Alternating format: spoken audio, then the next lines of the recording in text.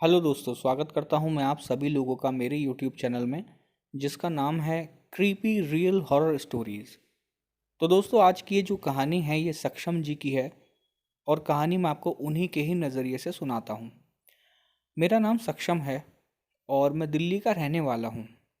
दरअसल ये जो घटना मेरे साथ घटी थी ये 4 साल पहले की है। उस समय मैं नोएडा में जॉब किया करता था।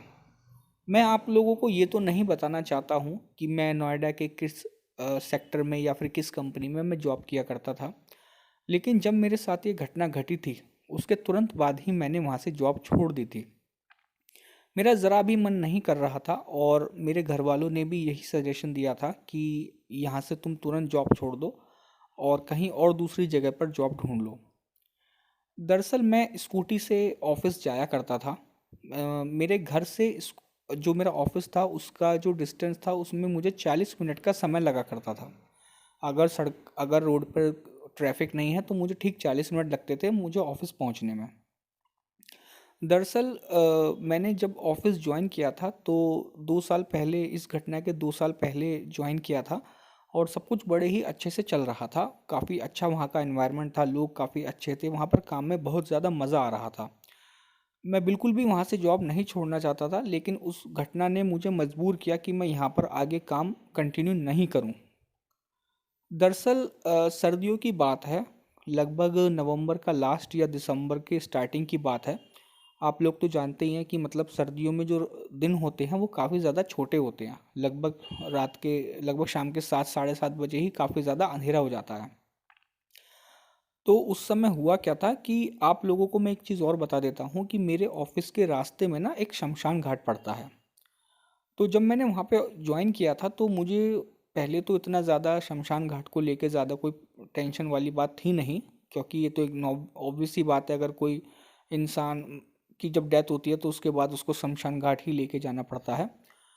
तो ऐसी कोई प्रॉब्लम की बात नहीं थी। लेकिन जैसे जैसे मुझे ऑफिस में काम करते करते जब 4 6 महीने हो गए थे तो मुझे मतलब कुछ लोगों ने ऐसी ऐसी बातें बताई उस शमशान घाट को लेके, जो कि काफ़ी ज़्यादा दिमाग में मतलब अजीब सी चीज़ें पैदा करती थी। लेकिन मैं उन बातों को ज़्यादा इम्पोर्टेंस नहीं देता था। मुझे हमेशा ये लगता था कि ये सब बेकार की बातें हैं, इनका मतलब रियल चीज़ों से कोई मुझे मतलब इतना लगता नहीं था, ये सब बकवास बातें होती हैं। लेकिन ये चीज़ मुझे सिर्फ तभी तक लगती थी बकवास बातें जब तक मेरे साथ ये खुद नहीं बीती थी। दरअसल उस रात हुआ क्या था कि मेरा जो ऑफिस का टाइमिंग है वो लगभग मेरा ऑफिस का टाइमिंग था सुबह 9 से शाम 6 बजे तक का, मतलब 9 घंटे की मेरी शिफ्ट हुआ करती थी। तो लगभग मुझे साढ़े 6 पौने 7 बजे तक मैं ऑफिस से निकल जाता था। लेकिन उस रात क्या हुआ था कि काम थोड़ा ज़्यादा होने की वजह से और मुझे काफ़ी ज़्यादा समय लग गया था, जिस वजह से मुझे निकलने में लगभग रात के 10:30 पौने 11 बज गए थे। तो जब मैं ऑफिस से निकला था, मतलब मैं लास्ट एम्प्लॉय था जो कि ऑफिस से मैं जा रहा था, लगभग पौने 11 का समय हो रहा था। तो मैं अपने स्कूटी लेके अपने आराम से जा रहा था। मैंने जब अपने रास्ते पे जब मैं जाते हुए वो जो शमशान घाट पड़ता है, तो मैंने वहाँ पे शमशान घाट पे ना एक तो मतलब उसका जो मेन गेट है, एक तो बड़ा वाला गेट होता है जिसमें अंदर मतलब एम्बुलेंस और गाड़ी ये सब जाती हैं, और एक था उसके बगल में छोटा वाला गेट जहाँ से मतलब लोग पैदल अंदर जाते हैं या फिर साइकिल स्कूटर टू व्हीलर को हम लेके जा सकते हैं। एक छोटा गेट था। तो मैंने देखा कि छोटे गेट के ऊपर मतलब एक बल्ब जल रहा था और वहीं पर एक औरत खड़ी हुई थी जिसने लाल रंग का मतलब कुछ पहना हुआ था, लाल रंग की आई थिंक साड़ी थी जो उस औरत ने पहनी हुई थी। तो जब मैं स्कूटी लेके रोड पे आ रहा था तो मैंने दूर से ही देख लिया था कि वहाँ पर शमशान घाट के वहाँ जहाँ लाइट जल रही है उसके नीचे कोई खड़ा है। लेकिन दूर की वजह से ये समझ नहीं आ रहा था कि कौन खड़ा है। लेकिन जब मैं धीरे धीरे स्कूटी को पास लेके आ रहा था तो मैंने देखा कि वहाँ पे एक औरत खड़ी है जो कि अकेली खड़ी है। तो ये चीज़ देख के मुझे काफ़ी ज़्यादा मतलब अजीब सा लगा। मैंने कहा यार, रात के 11 बज रहे हैं और यहाँ पर एक औरत खड़ी है। तो पहली चीज़ तो ये है कि अगर औरत को खड़े होना ही है तो वो कोई भी औरत शमशान घाट के दरवाजे पर तो नहीं खड़ी होगी, सबसे पहली बात, और वो भी इतनी रात को। दूसरी चीज़, वो औरत वहाँ पर अकेली थी, उसके आसपास या उसके साथ कोई और नहीं था। अब आप लोग अच्छे से जानते हैं सर्दियों में क्या होता है, रातें एकदम सुनसान हो जाती हैं, बिल्कुल सन्नाटा सड़कों पे दिखाई देने लगता है। वहाँ कोई आदमी भी नहीं था उस समय जब मैं ये घटना मेरे साथ हुई थी। तो मैं उस रोड पर सिर्फ अकेला ही व्यक्ति था। मेरे अलावा वहाँ पर ना तो कोई पैदल आने जाने वाला था, ना ही कोई बाइक स्कूटर गाड़ी, कुछ भी नहीं थी। सिर्फ मैं ही एक था जो उस रोड पे जा रहा था। और उस समय ना रोड पर स्ट्रीट लाइट भी नहीं जल रही थी, काफ़ी अंधेरा था उस समय पे। तो ये चीज़ मुझे काफ़ी अजीब लगी कि यार अकेली औरत रात के 11 बजे यहाँ पे खड़ी है। तो इतना तो मैं समझ गया था कि ये कुछ अलग ही चक्कर है, मतलब ये कोई औरत तो नहीं है, ये कुछ अलग ही कोई प्रेत है या कोई चुड़ैल इस तरीके की कोई औरत है। तो ये मैं समझ गया था। तो जब मैं स्कूटी लेके जा रहा था तो मैंने सोचा कि अब मैं क्या करूं, कि मतलब तेज़ी से स्कूटी आगे को लेके जाऊं या फिर स्कूटी पहले ही रोक के वापस मतलब ऑफिस में जो मैं चला जाऊं। मतलब ये चीज़ मेरे दिमाग में आ रही थी। तो मैंने सोचा एक काम करता हूँ, ज़्यादा तेज़ तो लेके नहीं जाऊँगा, क्योंकि तेज़ ले जाने के चक्कर में क्या होता है कि बैलेंस बिगड़ के मुझे गिरने का डर था। तो मैंने सोचा कि जैसे मैं अभी तक लेके आ रहा था जिस स्पीड से, उसी स्पीड से मैं लेके जाऊँगा और मैं उसकी तरफ नहीं देखूँगा। तो मैं स्कूटी को लेके आगे की तरफ लेके उसी स्पीड से मैं जाने लगा। जब मैंने वहाँ शमशान घाट को जब मैंने क्रॉस कर दिया था तो मैंने जो साइड मिरर जो होता है स्कूटी में जो लग रहा था, मैंने उसमें देखा कि अब वहाँ पर कोई औरत वहाँ पे नहीं खड़ी थी। तो ये देखकर मुझे बड़ा अजीब सा लगा। मैंने कहा अभी तो कुछ सेकंड पहले तो यहाँ पे एक औरत खड़ी थी और अचानक से वो पता नहीं कहाँ गायब हो गई। लेकिन मैंने फिर अपना ध्यान आगे की तरफ करके मैं अपने ड्राइव करने लगा। स्कूटी चलाते चलाते अचानक से क्या हुआ कि मेरी स्कूटी थोड़ा सा हिली। अब आप लोग सोच रहे होंगे कि जब स्कूटी चलेगी तो ऑब्वियस सी बात है हिलेगी।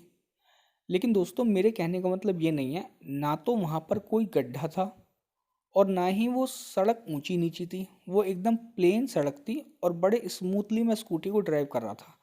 लेकिन जो मैंने अभी हिलने शब्द का यूज़ किया, हिलने शब्द से मेरा मतलब है स्कूटी थोड़ा सा डगमगाई।